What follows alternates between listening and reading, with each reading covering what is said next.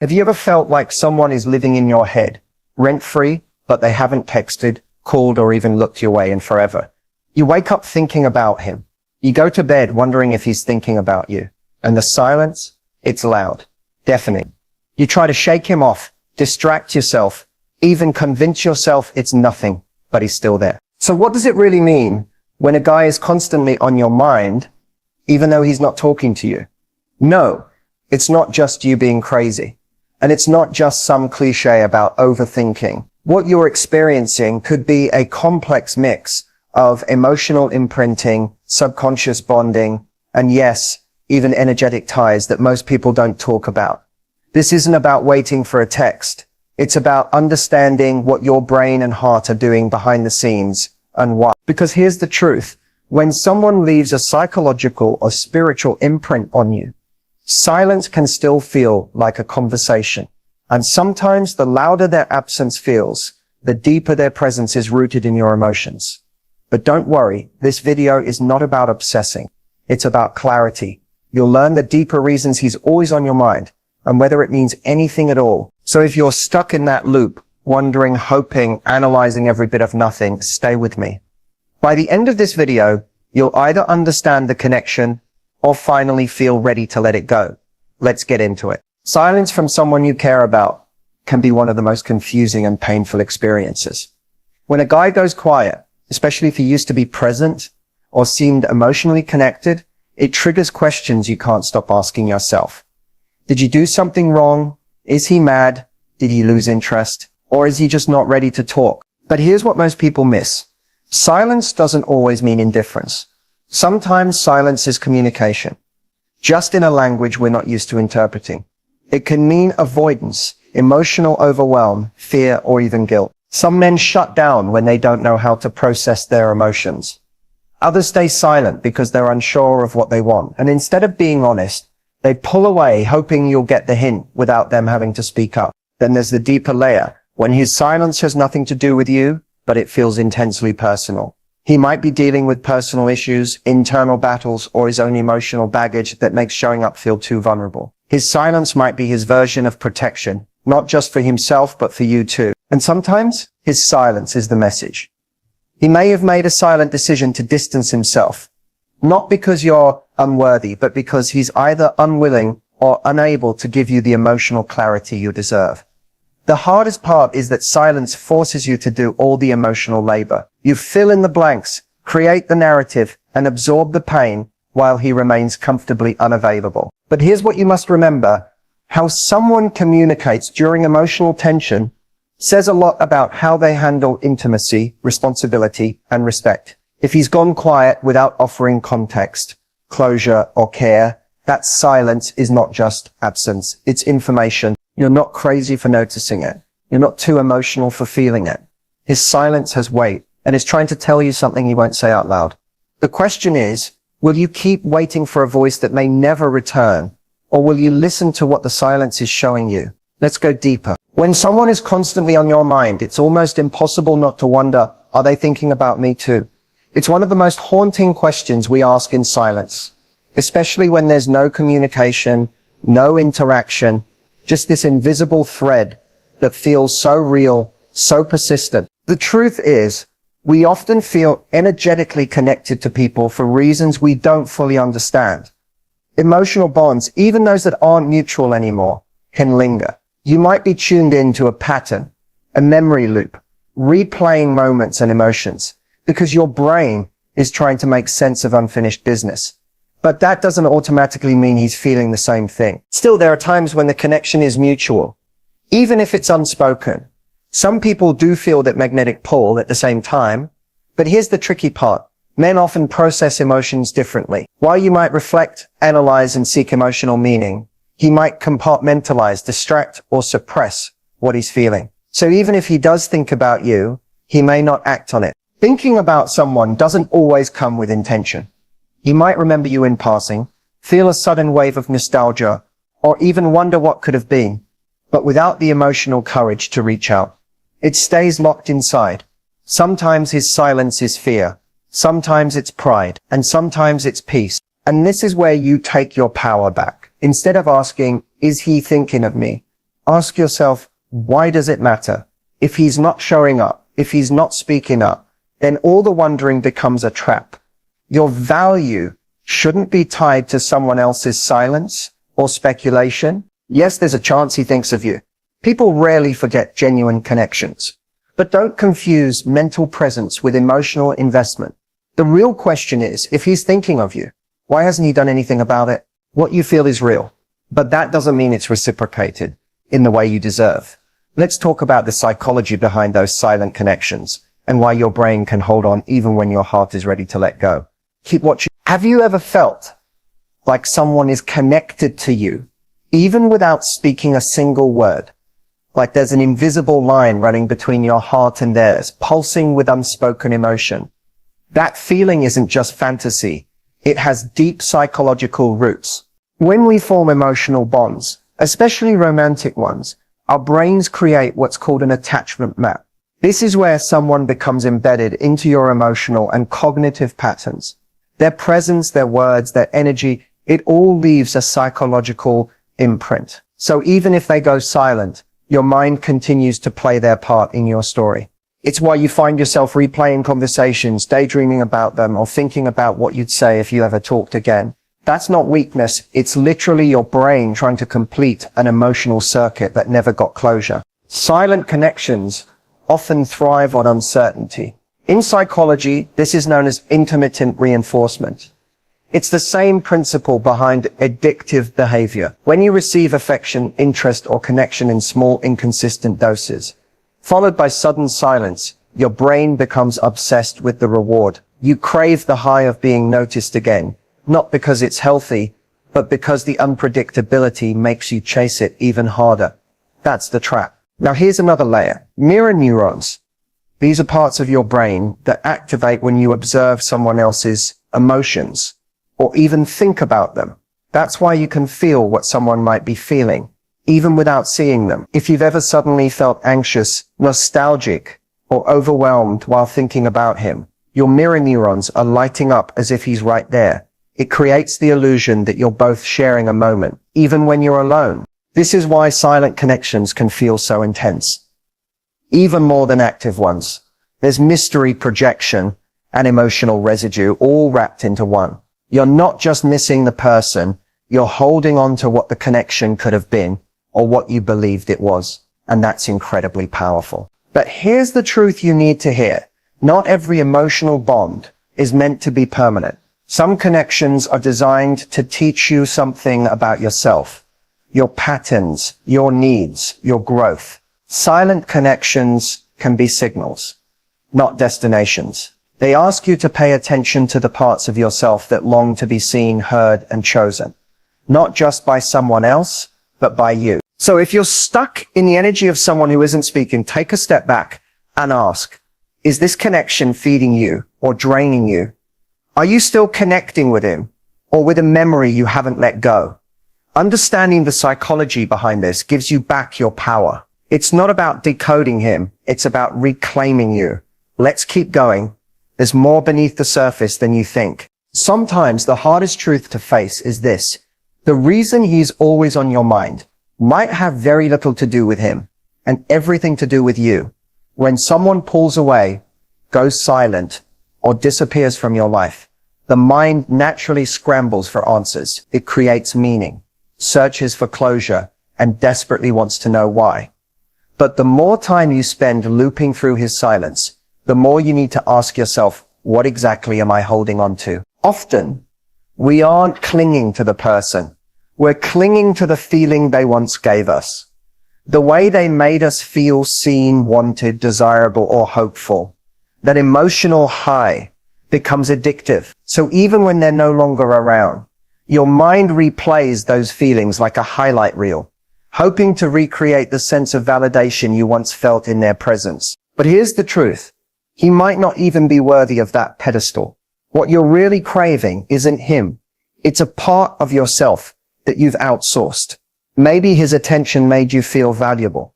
Maybe his presence gave you a sense of purpose. And now that he's gone, it feels like a piece of you left with him. That feeling, that emptiness, it's a signal, a mirror It's pointing you back to places in yourself that still need healing, recognition, and unconditional love. Because sometimes when someone is always on your mind, it's not because of who they are. It's because of what they reflect back to you. This is where radical self-honesty comes in.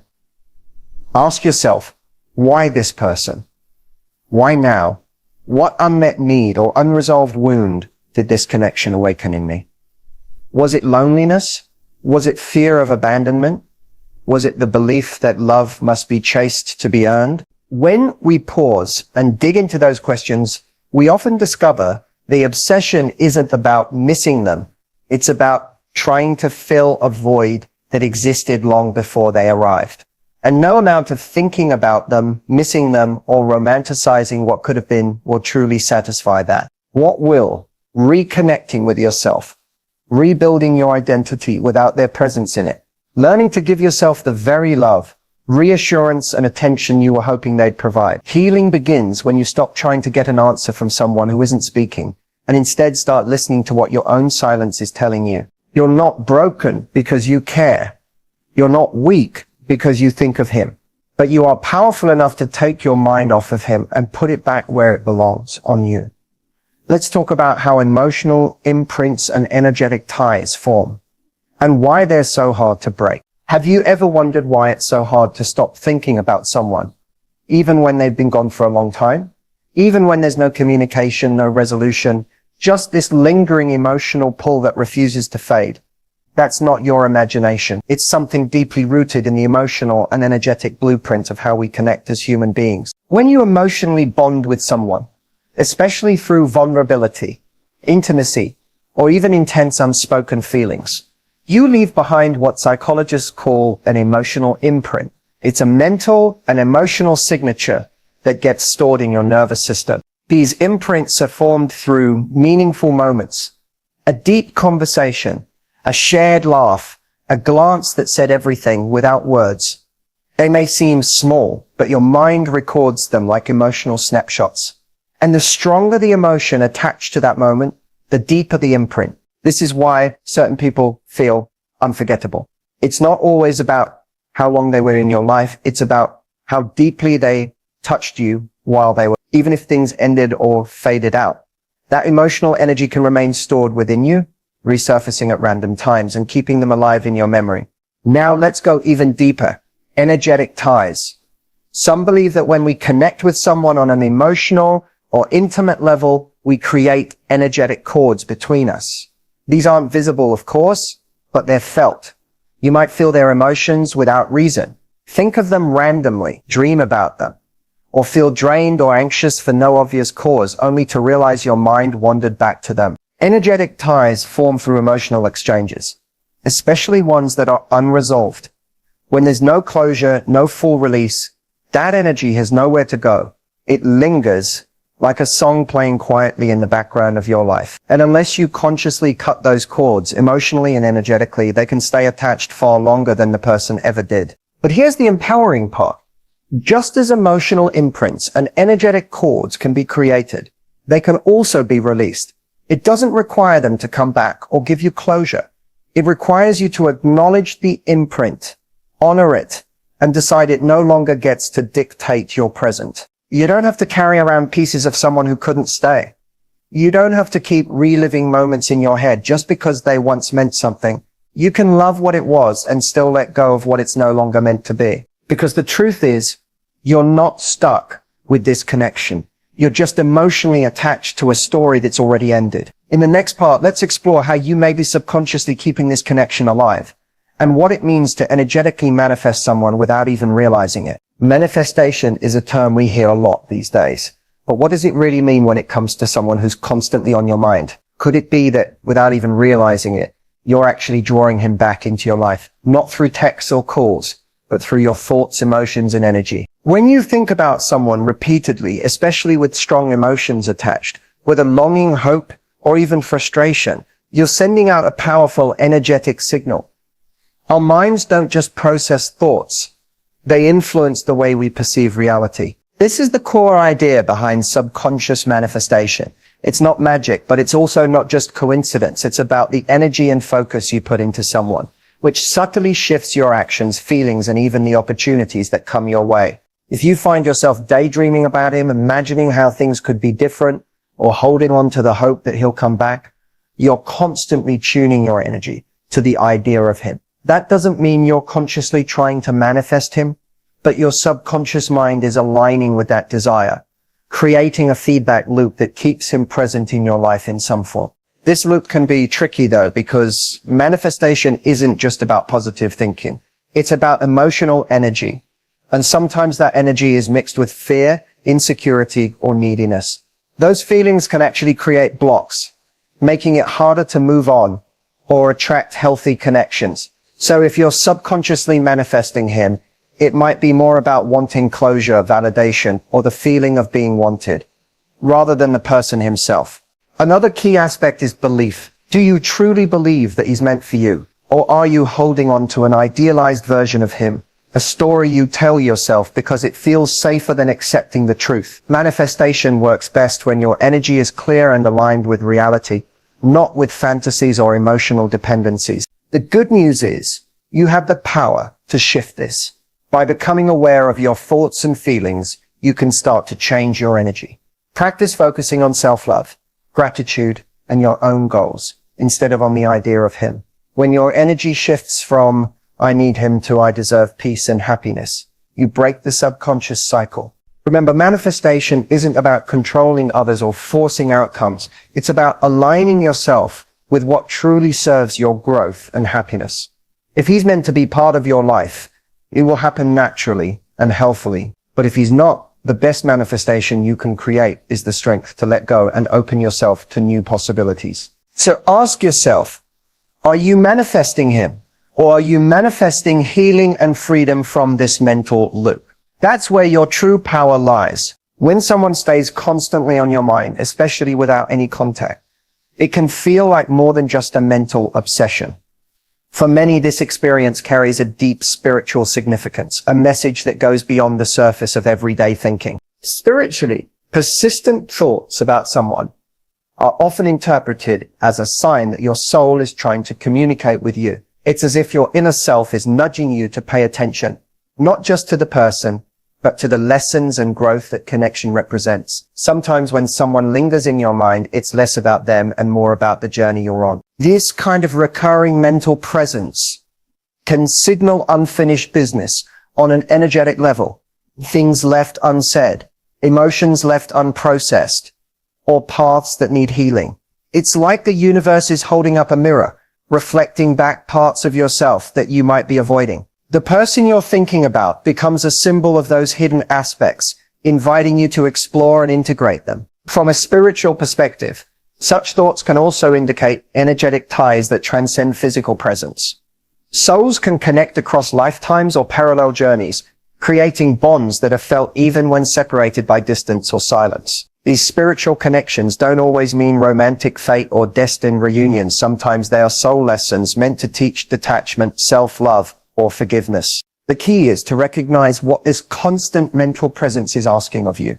Is it calling you to heal old wounds, to forgive yourself or someone else, to release control and surrender to what's meant for your highest good? Often, the answer lies in shifting from mental fixation to mindful awareness, observing the thoughts without judgment, and allowing the spiritual messages to emerge naturally. Meditation, journaling, or energy healing can help deepen this process, opening you up to insights that your busy mind can't access alone. When you embrace the spiritual meaning behind these persistent thoughts, you transform them from a source of pain or confusion into a pathway for growth and empowerment. It's also important to remember that not every persistent thought is a cosmic sign.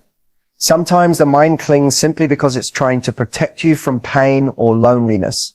Distinguishing between emotional attachment and spiritual guidance takes practice and patience. Ultimately, the spiritual meaning of constantly thinking about someone invites you to become more conscious of your inner world. It asks you to listen deeply to the emotions, the messages, and the wisdom beneath the surface. When you do, you reclaim your power, turning what once felt like a mental trap into a gateway for healing and transformation. So, if he's always on your mind, consider what your soul might be trying to tell you. The answer might be closer than you think. Being stuck in a thought loop about someone, especially when they're not talking to you, can feel like an endless maze. Your mind keeps running the same scenes, the same what ifs and the same feelings over and over, leaving you exhausted, anxious, and stuck in a place that feels impossible to escape. But here's the good news. You can break free from this cycle. The first step in breaking the thought loop is awareness. You have to recognize when you're caught in it. Often these loops happen unconsciously. Your brain automatically revisits memories, replays conversations, or imagines future scenarios without you even realizing. Becoming aware of this pattern is crucial because it gives you the power to interrupt it. Once you notice you're spiraling, try gently redirecting your focus. This isn't about forcefully pushing thoughts away. That can make them come back stronger, but about consciously choosing to engage with something else. It might be a physical activity like walking, exercising, or cooking. Or it could be a mental shift, diving into a hobby, reading a book, or practicing mindfulness. Mindfulness in particular is a powerful tool here. Instead of battling your thoughts, mindfulness teaches you to observe them without judgment. You acknowledge the thought, "He's on my mind again," and then gently bring yourself back to the present moment. This simple act of observing without reacting creates space between you and the thought, reducing its grip. Another key strategy is setting intentional boundaries around your thinking. Give yourself a designated worry time each day, say 10 or 15 minutes, where you allow yourself to process these thoughts fully.